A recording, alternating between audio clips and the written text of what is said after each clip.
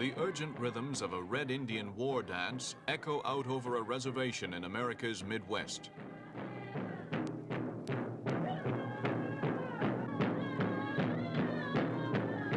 These people belong to the Oglala Sioux tribe, one of 13 that make up the Sioux Indian nation. 100 years ago, they were a fiercely proud people fighting the white man in his inexorable encroachment onto their traditional lands. But all that is history. Today, the Sioux have little to sing about.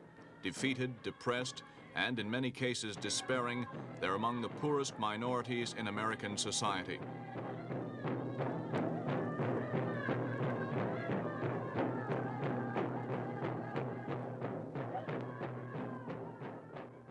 "13,000 Oglala Indians live on this 1.5 million acre reservation in South Dakota called Pine Ridge.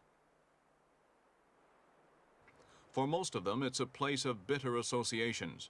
For 80 years ago, at the tiny village of Wounded Knee, 200 of their forefathers were massacred by American cavalry in the last major action of the Indian Wars. Today, a plaque commemorates the site, and the story of that bloody encounter can be retraced in the village museum. The names of those who died are inscribed on the communal tombstone, which marks the mass grave where the victims were buried.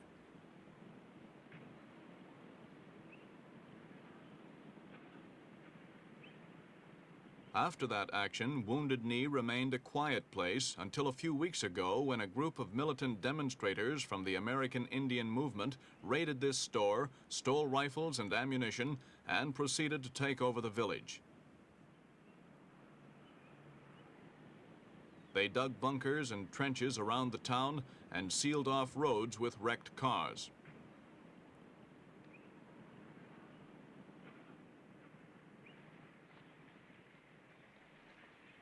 About 200 Indians carried out the takeover and encountered no opposition. Within hours, they'd prepared themselves for a long confrontation with police and federal agents.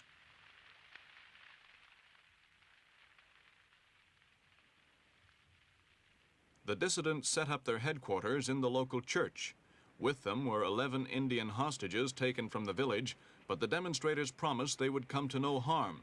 An assurance difficult to square with their declaration that they were prepared to fight and die as their forefathers did unless their demands were met.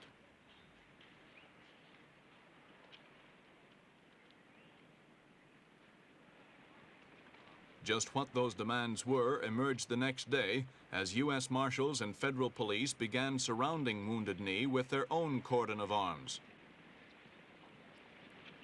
They even called up 2 armored personnel carriers.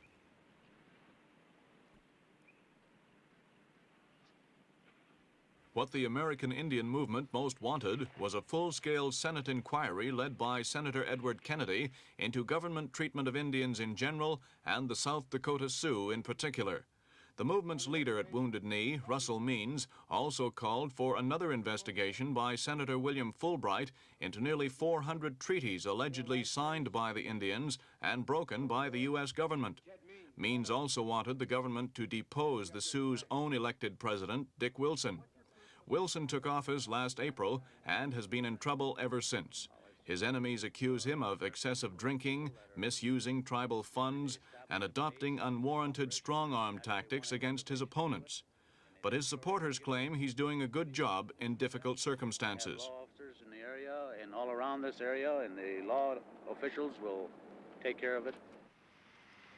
But whatever personal animosities are involved in the siege of Wounded Knee, they're not the most important reasons for it. The fundamental causes spring from the nature and quality of life on the Indian reservations and the Indians' long-held sense of grievance about the way they've been treated. After their final military defeat 80 years ago, they were ignored and forgotten for decades, and an all-consuming apathy spread through most tribes that's still deeply rooted today.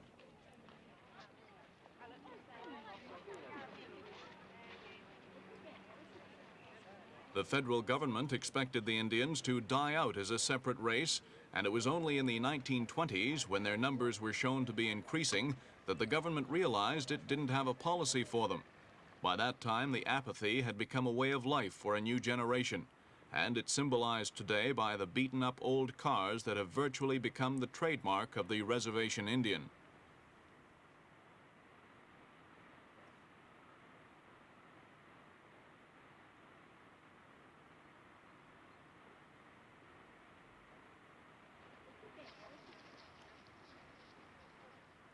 Reservations like Pine Ridge are little better than the city ghettos. Wooden shacks, crumbling dwellings with outside privies and seedy caravans, 80% of whose occupants live below the official poverty line. Under President Nixon, funds for Indian affairs have doubled to over $500 million a year, but still only 20% of children finish high school, and less than half of all adult Indians have jobs. Here at Pine Ridge, women work in a sewing factory, producing an image of themselves that's as far removed from reality as their past is from their present.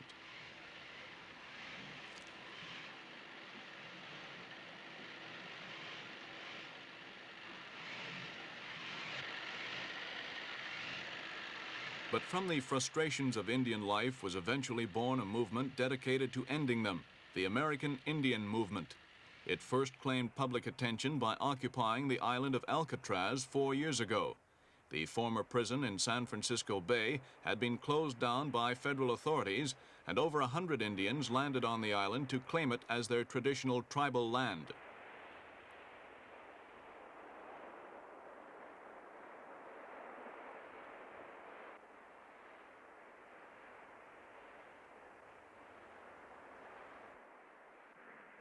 The Indians opened negotiations with the government for permanent possession of the island, and at one time it seemed they might succeed.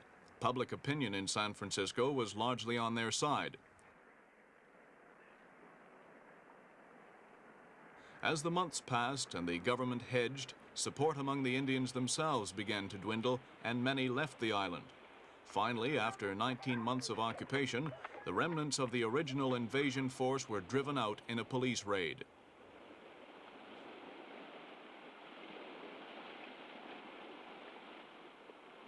More short-lived, but also more dramatic, was the American Indian Movement's protest at the Bureau of Indian Affairs building in Washington last November. At its peak, the demonstration was carried on by 900 Indians in a round-the-clock sit-in on the steps of the Bureau. It was the first time the Bureau had ever come under attack in its 148-year history. The climax came when the demonstrators rampaged through the building, destroying every piece of furniture and equipment it contained, and seizing enough government documents to fill 3 trucks. The damage came to nearly $2 million.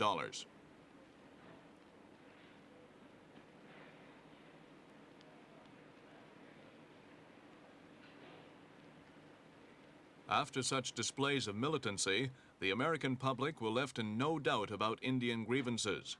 Louis Bruce, a former head of the Bureau, explains what he thinks the lessons are. I think those of us who believe and who were brought up on reservations feel that something has to be done to involve us as Indian people, to involve the tribal leaders in making decisions of their own. We, over the years, have been set back in what we attempted to do, and to a certain extent, I think this is what happened recently. However, if we continue the emphasis on having some right in the decisions that are made to affect our own lives, I think this is the answer. Improving the economic situation on reservations and so forth. The siege of Wounded Knee is the most serious confrontation yet between the Indians and the authorities. It reflects a feeling of bitterness among some Indians, similar to that felt by supporters of the Black Power movement. But also like Black Power, the activists in the American Indian Movement don't have the unqualified support of all their race. Gary Steele didn't join the militants, and he expresses a moderate view common throughout the reservation. I don't want to see any violence. I don't want to see any innocent people being shot or killed, you know, and it's usually the innocent people. I think our tribal leaders should take every precaution, every way to try to bring it to a peaceful settlement instead of, you know, bringing in tanks and things like this. There's 2 Army tanks downtown right now, you know. This show of force, you know, it just causes more and more tension, you know. It shouldn't be. Faced with the choice to fight or negotiate, the government chose to negotiate, and South Dakota's senior Senator George McGovern flew in to talk with the Indians. Not in a position to pass judgment on that. That's a matter that is not within our jurisdiction. Except for the superintendent. With McGovern was the state's junior senator, James Abourezk, chairman of the Senate Subcommittee on Indian Affairs. My policy, at least, that I should not interfere in inter-tribal affairs.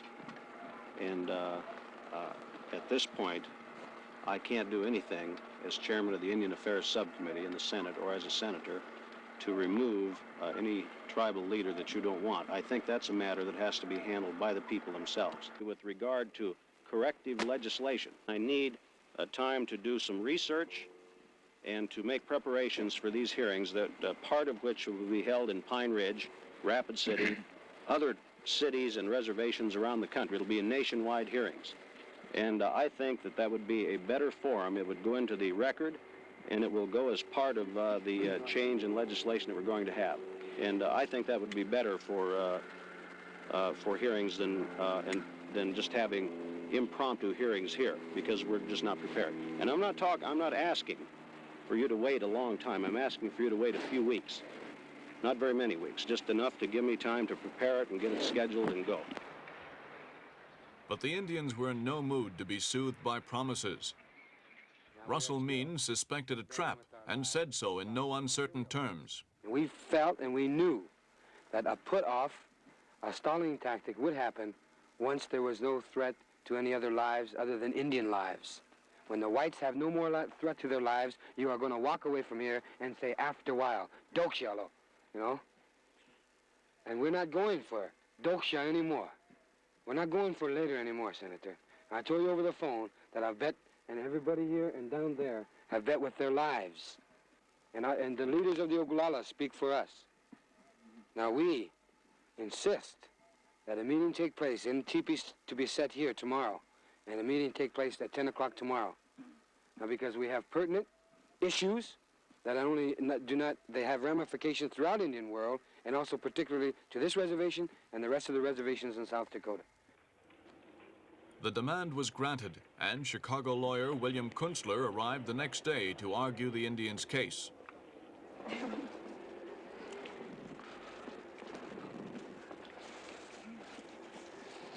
A ceasefire was agreed, and the Indians promised to release their hostages, though the hostages themselves said they'd no wish to leave.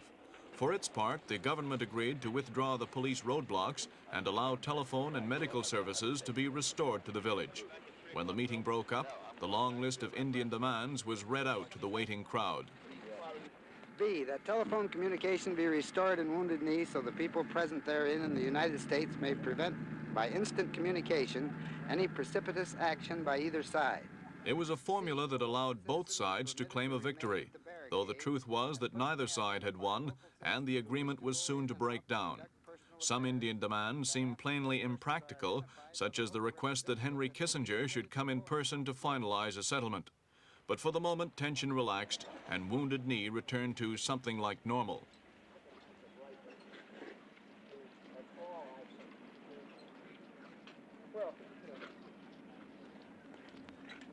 The telephone lines were restored, and a medical team arrived to carry out routine checks on some of the Indians.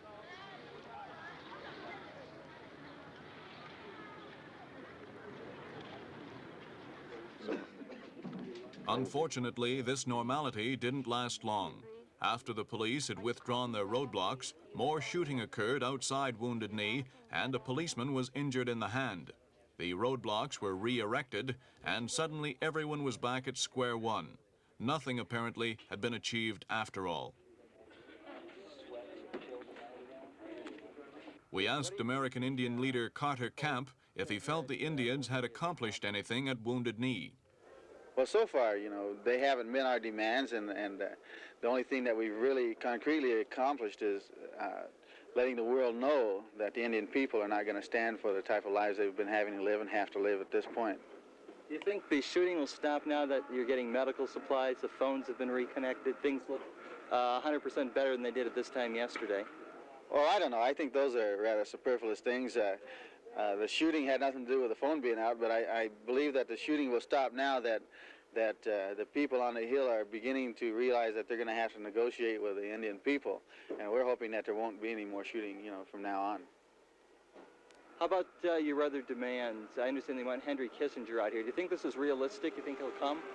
Why not? You know, I don't see why the North Vietnamese should take precedent over the American Indian people. You know, we've been fighting this war for 400 years, and if he can spare the time to go over there, you know, and end a war, which the American people are going to end up paying for anyway, he should be able to spare the time to come here and save the lives of a lot of American people, not only Indian people, but our supporters.